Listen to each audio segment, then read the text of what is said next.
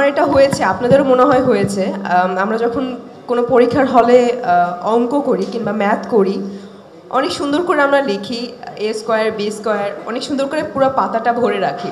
যখন দেখি একটু ভুল হয়েছে তখন আবার কেটে পেজটা ছিঁড়ে আবার নতুন করে স্টার্ট করি। তো আমার হয়েছে তাই, আমি খুব সুন্দর করে কথা গুছিয়ে এনেছি, বাট কী বলবো আপনাদেরকে দেখে, সবাইকে সামনে দেখে আমি নিজেই ভুলে গেছি।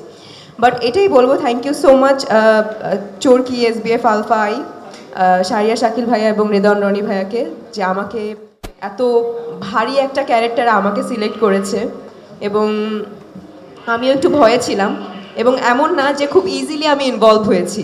আমার এটার জন্য অডিশন দিতে হয়েছে, অনেক কাঠ খড় পেরিয়ে তারপর অনেক কিছু এই যে মঞ্চে আমি এসেছি এবং আপনাদের সামনে কথা বলছি দমের রানী হিসেবে।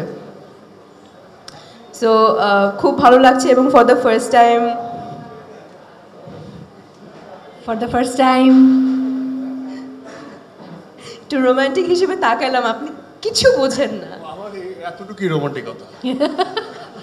ফার্স্ট টাইম নিশু ভাইয়ের সাথে কাজ করছি, সুপার এক্সাইটেড, কারণ he is a very good actor. And Chanchal ভাইয়ের কথা কি বলবো, মাইন্ড আনবিলিভেবল। এর আগে কাজ করা হয়েছে, আপনিই বলেন। ছোটবেলায় কার ছোটবেলায়? আমার ছোটবেলায়, তখন চঞ্চল ভাইয়ের বয়সও কম ছিল, না এখনো কম, অসুবিধা নেই, তার বয়সটা রিভিল না করি।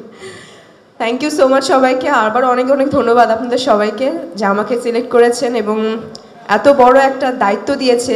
আমি চেষ্টা করব না, আমি হোপফুল যে আমি আপনাদের আশা কিংবা যে আশাটা আমার উপরে রেখেছেন সেটা রাখতে পারবো, এবং আপনাদের দোয়া তো অবশ্যই লাগবে। তাছাড়া আমি একদমই আমার নতুন যেই জার্নি এটা আমি শুরু করতে পারবো না। আশা করছি দোয়া করবেন এবং সেই ভরসাটা রাখবেন আমার প্রতি।